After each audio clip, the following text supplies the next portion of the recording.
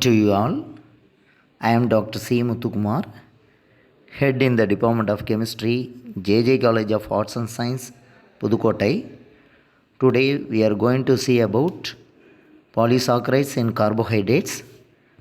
Polysaccharides are composed of number of molecules of monosaccharides. They represent condensation products of several molecules of simple sugars.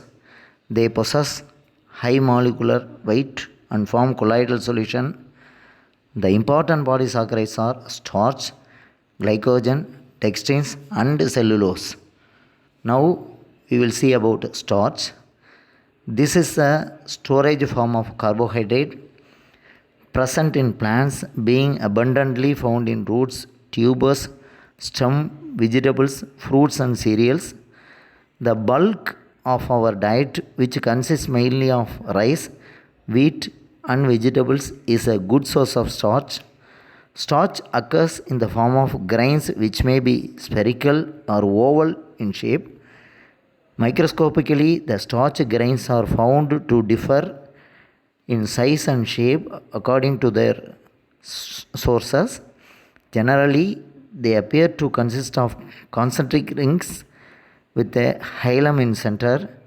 Starch, which is composed of several glucose molecules, is a mixture of two types of molecules, namely amylose, in which glucose molecules are arranged in a linear form, and amylopectin, in which glucose molecules are arranged in a highly branched form.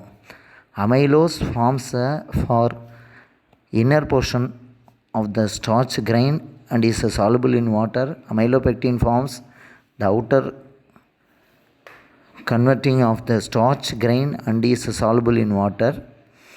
Starch as a whole is insoluble in cold water. When it is heated with water, the amylopectin absorbs water, swells up and bursts to form a paste, with amylose diffusing into the water at a temperature between 60 degree and 80 degree centigrade. The amylopectin, which insoluble, settles down. The mixture of amylose and amylopectin in water is called starch paste. The amylopectin can be separated by centrifugation. Structure of amylose. Amylose is a linear, non-branched polymer glucose. The glucose units of amylose are linked at the 1,4 carbon atoms of the successive glucopyranose units as in maltose and are not branched. In other words, the amylose structure may be considered as an expanded molecule structure with a free sugar group at one end. Amylose is soluble in water and is less viscous. The molecular weight of amylose is 60,000, corresponding to a chain of 300 to 400 glucose units. The structure of amylopectin. Amylopectins differs from amylose in that they are larger molecules. They have molecular weight as high as 2 lakhs or more, corresponding to 1000 to 1500 glucose units. Their molecules are highly branched. They have both 1:4 and 1:6 glucosidic linkages. The horizontal arrangement of G represents glucose molecules in 1,4 linkage. Next one is glycogen. Glycogen or animal starch is a storage form of carbohydrate in animals. It is found in large amounts of liver and muscles, in smaller amount in other tissues like kidneys and heart.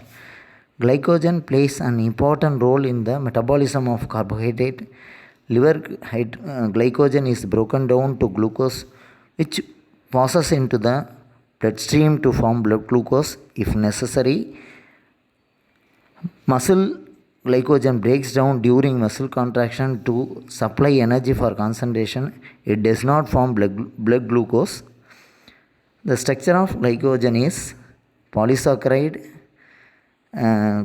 composed of a number of glucose molecules arranged in the form of glucopyranose units with linkages between 1,4 carbon atoms of successive glucose units and branching involving 1,6 linkages of different glucose units. It differs from amylopectin by shorter but leaving more number of branches. The molecular weight of glycogen is high and is about 5 lakhs. Dextrins. Dextrins are formed as intermediate products during hydrolysis of starch to maltose or glucose by enzymes or acids. They occur in plants or present in honey. Dextrins are soluble in water. In cold water, they form obsolescent solution which clears on heating. All dextrins have free sugar groups and therefore leave the property of reducing alkaline copper sulfate. Dextrin are partially precipitated by saturated ammonium sulfate solution. Dextrins are of 3 types and are formed at 3 different stages of hydrolysis of starch. They give different colors with iodine as amylodextrin gives violet color, erythrodextrin gives red color, acrodextrin gives any one color. All dextrins are dextrorotatory. Dextrins yield glucose molecules on hydrolysis. They are not formed by heat. Next one is dextrin. Dextrin is a polysaccharide closely related to starch and glycogen. It has a molecular weight of approximately 50,000. It is a polymer of D-glucopyranose units. It is synthesized from sucrose by certain bacteria. Structurally, it shows chains of alpha glucose units linked at 1,6 carbon atoms and branching points between 1,4 carbon atoms. It is just the other way as occurring in starch and glycogen, where we have 1,4 linkage and branching points between 1,6 carbon atoms. Dextrin is being used as a blood substituent in situations involving extensive loss of blood. The last one is inulin. Inulin is a polysaccharide, each molecule being composed of about 30 D-fructose units. Its molecular weight is about 5,000. It occurs as a reverse carbohydrate in the tubers and roots of Echosdalia dandelions and in the pulp of onions and garlic. When we take the properties of inulin, it is a white, more or less crystalline powder. It is a sweet to taste, readily soluble in hot water but only slightly soluble in cold water. It doesn't give any color with iodine. It has no reducing property. Inulin is not hydrolyzed by any kind of enzymes of the gastrointestinal tract and does not undergo any metabolic change in the body. When injected intravenously, it is excreted quantitatively by glomerular filtration within a short time. It doesn't undergo any reabsorption in the tubules. This property of inulin clearance is made using the determination of the rate of glomerular filtration or inulin clearance in an individual. Thank you.